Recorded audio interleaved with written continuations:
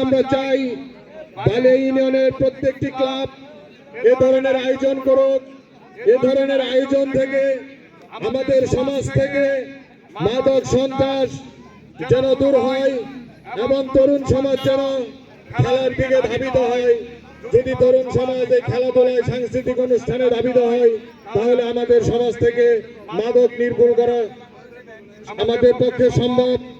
তাই বালিয়া ইউনিয়নে যতগুলো ক্লাব আছে আগামীতে আমরা এই প্রত্যেকটি ক্লাবেই এ ধরনের আয়োজন করব এবং আজকে যে বালিয়া ক্রিকেট টুর্নামেন্টের আয়োজন হয়েছে আমি আয়োজকদেরকে আমার পক্ষ থেকে আন্তরিক ধন্যবাদ জানাচ্ছি এবং আপনাদের শুধু দর্শক মন্ডলীদের কাছে আমি আরেকটি আবেদন করব। আপনারা জানেন আগামী 12ই ফেব্রুয়ারি আমাদের জাতীয় সংসদ নির্বাচন। আপনাদের সুপরিচিত এবং ধামরাই মাটি মানুষের নেতা আলহাজ তমিজউদ্দিন ধানের শীষের প্রতীক নিয়ে আমাদের মাঝে এসেছেন। আগামী 12 তারিখে আমরা এই ধামরাই থানায় থেকে সর্বোচ্চ ভোট দিয়ে জাতীয় সংসদে প্রতিনিধিত্ব করার সুযোগ তৈরি করে দেব। আলহাজ তমিজউদ্দিন যদি ধামরাইয়ের এমপি হয় তাহলে সুন্দর গ্রিন একটি ধামরাই উপহার দিতে পারবো।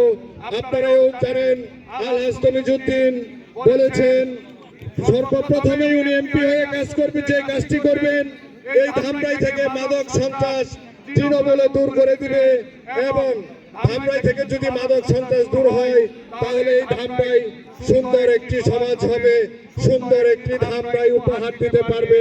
তাই আমি আপনাদের কাছে আকুল আবেদন করব আগামী 12ই ফেব্রুয়ারি আলহাজ তমিজউদ্দিনের ধানের শীষ প্রতীকে ভোট দিয়ে আমরা যেন সংসদে প্রতিনিধিত্ব করার সুযোগ তৈরি করে দিতে পারি এই আশা ব্যক্ত করেই এবং আজকের এই ক্রিকেট টুর্নামেন্টের শুভ উদ্বোধন ঘোষণা করে আমি আপনাদের কাছ থেকে বিদায় নিচ্ছি। আসসালামু আলাইকুম।